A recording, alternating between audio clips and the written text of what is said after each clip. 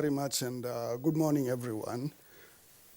It is clearly a very disconcerting development, particularly in our region, to see the spate of coup d'etat taking place, changing governments unconstitutionally. They are symptoms of a disease, and that disease is structural in terms of the disrespect for constitutional order and arrangements in our countries. The morality of law is being discarded.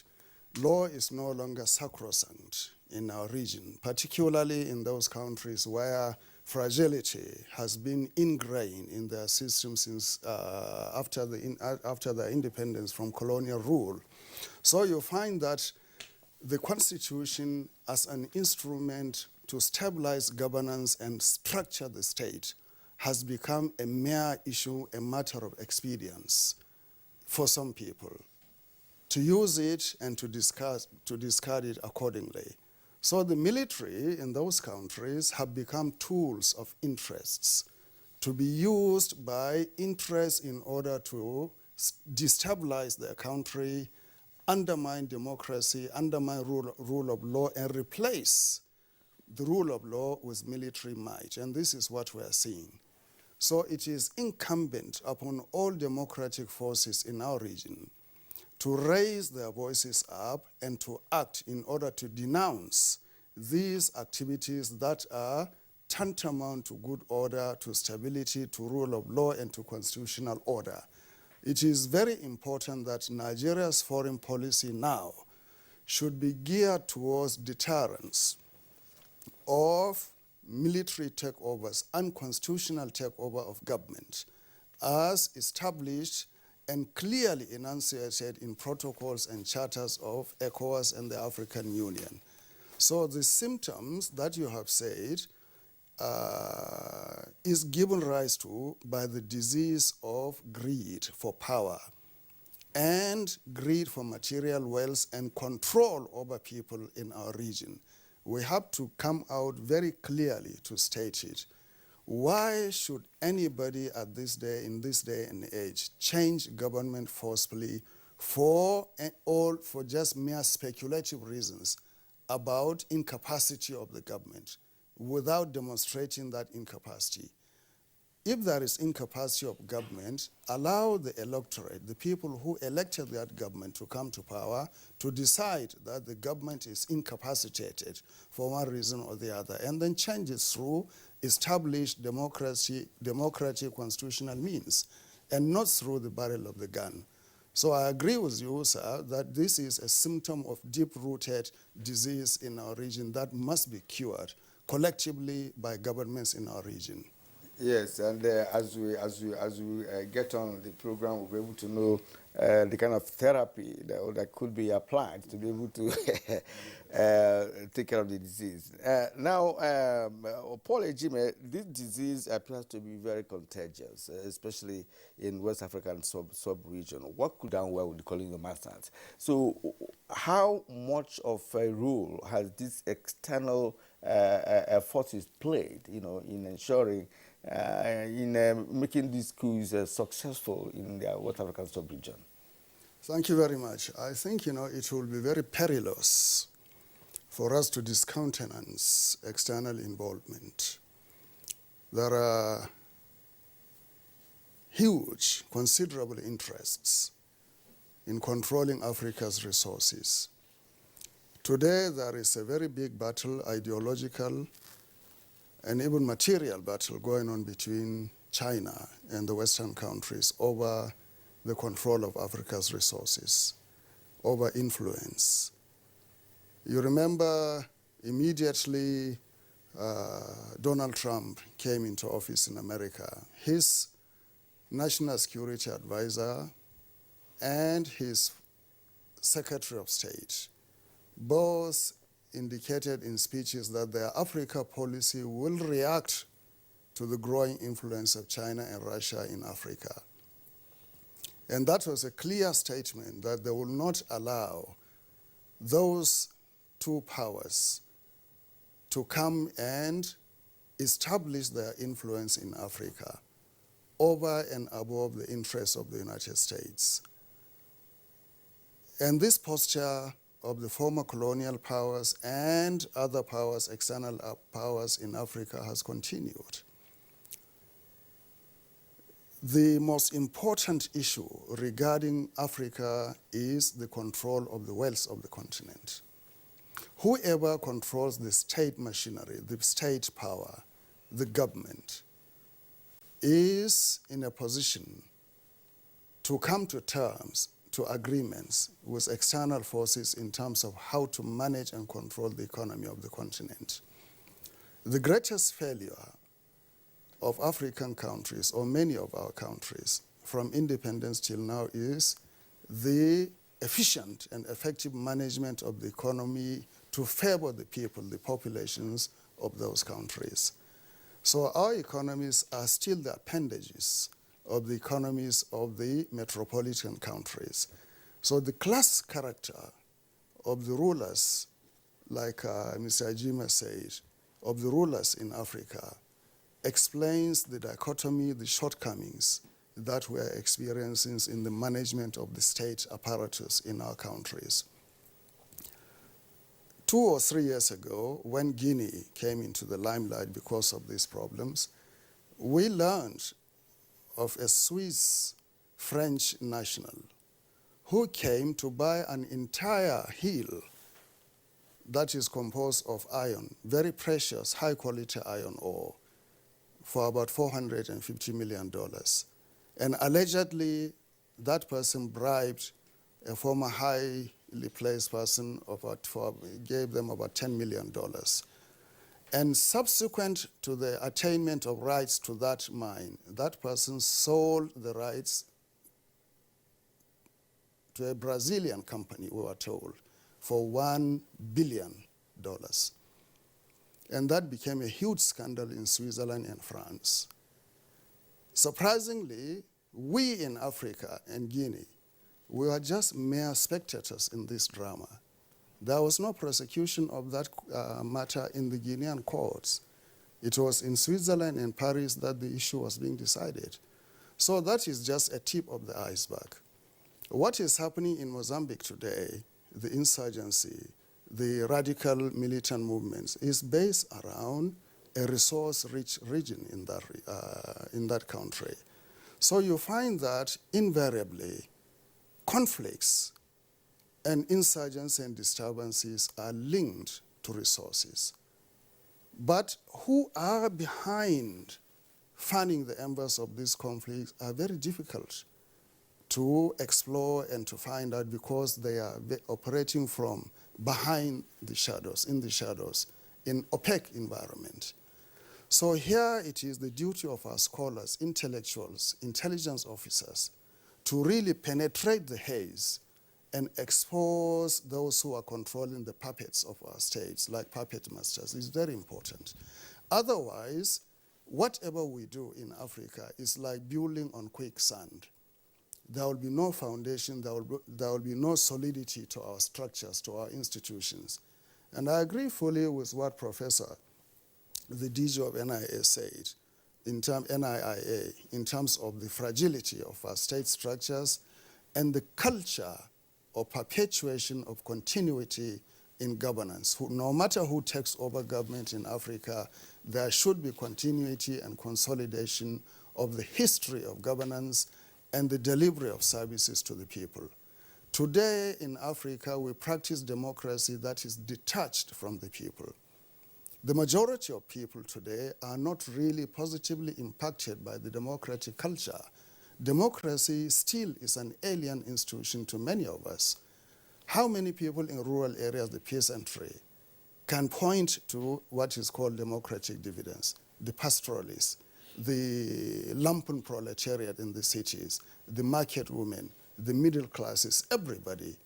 So the idea of what Ambassador, my colleague, says about the euphoria with which coups are welcome in Africa testify to the detachment, alienation of the people from the democratic process. Political parties, one of their mandates or raison d'etre is to mobilize the populace.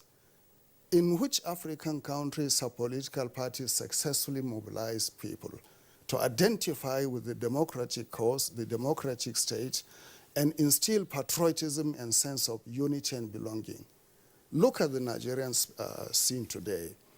What is the picture that appears to you when you look at the Nigerian democratic space today? Is elite conflict, elite struggle, elite discontent, elite rivalry, and so forth, translating and percolating into our psyche as if that is the established order. And here now, because of this conflict and rivalry, instability is engendered in our minds and in our culture. Suspicion of each other is growing, and with the more suspicion, the more discontentment and separation and division arises in the country. How can you build democracy in that sort of situation? So the external angle is very important. It's built around global power rivalry and control of Africa's resources. We have to be mindful of these things. All right. Thank you very much, Ambassador Sarki. You've raised some important points, namely further interrogation of external influences in what is playing out in the unconstitutional change of governments in Africa. I want to bring in Professor Ewosa Osaga again into this aspect of the conversation. Namely, if ECOWAS as an international institution, the AU, are imposing sanctions on countries where we have seen on democratic change of governments. We have also seen a number of meetings by the heads of state and Africa. Perhaps for us to also take cognizance of the fact that we have a culture, tradition, and what have you. Ambassador can come in. Yes. Thank you, Kirian. I think, the DGNRA professor has already noted to refer to the idea that democracy is not a potted plant that you can just pick from one place and plant it everywhere and for it to grow. It has to have a conducive soil, conducive environment in which to grow. And that environment is the culture, the history, the collective idiosyncrasies and identities of the people. If you don't have a collectivity of these factors coming together to grow and nourish democracy, it will always fail and falter along the road. In the 1980s, Nigerian intellectuals, homegrown patriotic intellectuals, highly educated, who proposed that the way we are going with our democracy is still something that is alien to our history and culture. Let us fashion our own system of democracy. And one of the first to write about this and articulate his views was the late Professor Claude Ake. I don't know how many politicians, how many intellectuals know about Professor Claude Ake today.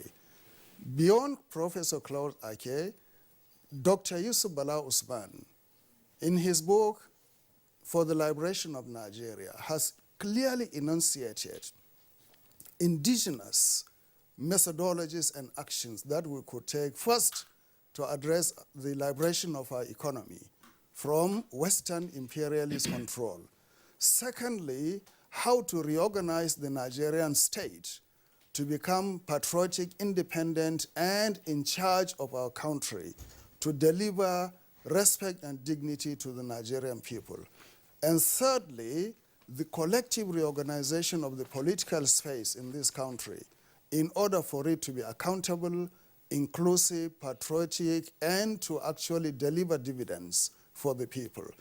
Intellectuals have looked into that.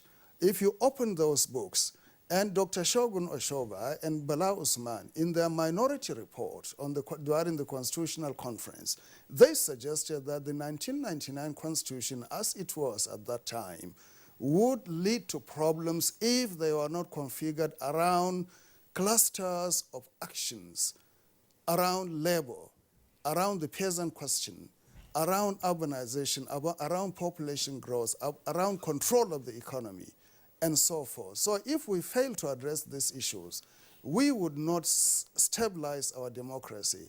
And I think in the rest of Africa and in Nigeria, the issue of homegrown democracy is very important. And I remember reading a book written by Henry Kissinger a long time ago about how incongruous Western democracy will be and was in Africa. And he was right, that we are essentially people organized around traditional cultures, institutions, and tribal organizations, that it will be difficult for us to rise above that if we are not collectively brought together, the different hodgepodge of communities, to identify with a national goal. And the failure of the elite in Africa is to mobilize and unify, consolidate and solidify Africans towards particular goal. And that is what is missing today. So we need to go back to the writings of Bala Usman, Claude Ake, Shogun Oshoba, and all those high intellectuals of high repute in order to get our bearing right.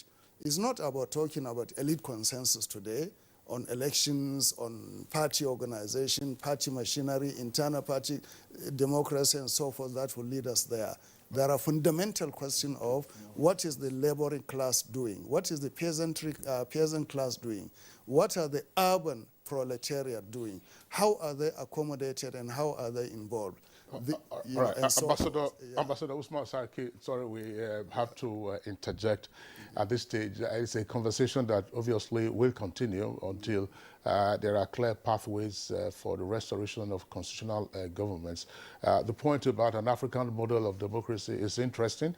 We have had conversations around it also on Good Morning Nigeria. Something perhaps not previously considered, the so-called Kabiesi syndrome in our culture that is also responsible for the sit-tight syndrome that we have seen on the continent. Ambassadors and Professor, we would like to thank you very much. Just to indicate, Kirian, that in the past, say in Nigeria, people used to troop out in jubilation when there was when you had coups. We have also seen that now in the coups in different parts of Africa. In Burkina Faso, it was like a holiday, you know. People Precisely, trooped out but the time came in Nigeria where we said no more. And that's where we are today, going on now to nearly 23 years of democratic governance. Professor Egosa Osaga, Director General of the Nigerian Institute for International Affairs, Victoria Land, Lagos, deep thanks for your insights into our conversation this morning. We also would like to appreciate Ambassador Danladi. He's Nigeria's former ambassador or high commissioner to Pakistan. Dauda Danladi, thank you very much for being our guest this morning. Another ambassador, of course, is Nkoyo Otoyo, also a former member of the House of Representatives. He was Nigeria's envoy to Ethiopia, or Addis Ababa, as is often said. Paul Ejime, international affairs analyst with critical focus on West Africa. We appreciate your being around. And Ambassador Uthman Sarki, currently directing staff at NIPS, that is the Institute for Policy and Strategic Studies at Kuru, near Jos. We thank you. He's also a former deputy permanent rep to the United Nations. So that's it for our conversation segment. Let's take, of course, one of our segments before we close.